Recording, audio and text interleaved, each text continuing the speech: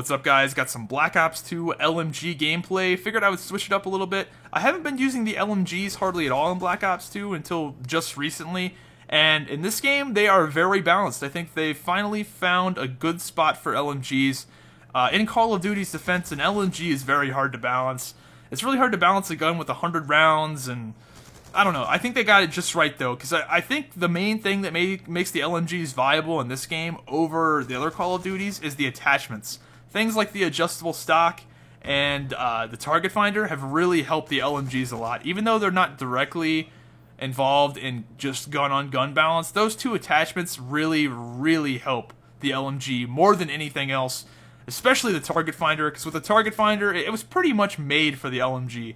With an LMG, you want to be sitting back, not exposing yourself, getting into gunfights where you have every single advantage possible, and picking people off at range. And the target finder helps you do that.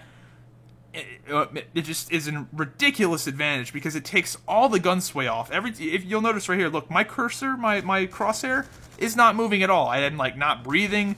It's completely still. And the big thing, obviously, is that it highlights people. And when you're sitting way in the back, you can't really tell if someone is head glitching behind something. It's harder to tell. With a target finder, it just illuminates them, like that guy right there. If somebody jumps in one of those windows, it'll instantly illuminate them and spot them out for me. So I can either decide to get into a gunfight with that person or back off and come back later. And it's cool.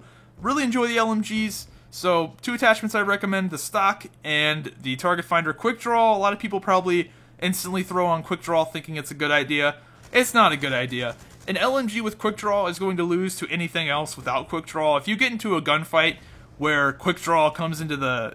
If you get into a gunfight where quick draw is actually something that matters, then you're fucking dead anyway. Because it doesn't matter. Like, you pull up, it takes you like a second and a half to pull up your gun over 2 seconds. It's irrelevant. The time that you save isn't going to save you at all.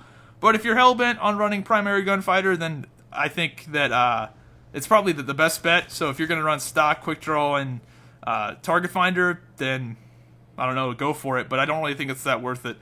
I think you're better off not wasting those 2 points, because you have to waste 2 points instead of 1 to do that. So not really worth it, but I don't know, that's just me. I know some people probably love it.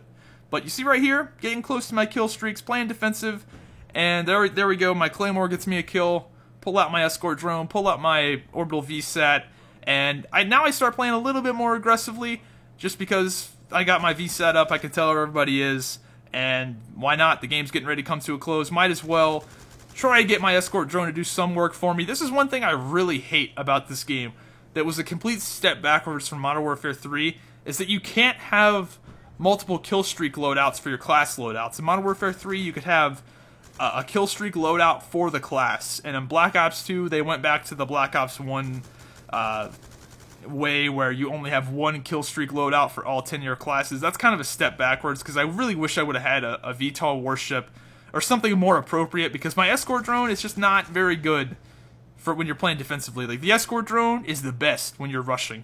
If you're rushing around with the escort drone, you're running into the spawn, and that thing's just lighting everybody up, then it's awesome. So, I don't know, kind of a bummer. Wish I would have had something else, maybe a counter UAV, or maybe a, I don't know, some sort of user-controlled kill streak would have been better, but 19-0 with the LMG. Hope you guys enjoyed it, and if you haven't used an LMG yet, I recommend trying it. They are pretty damn good.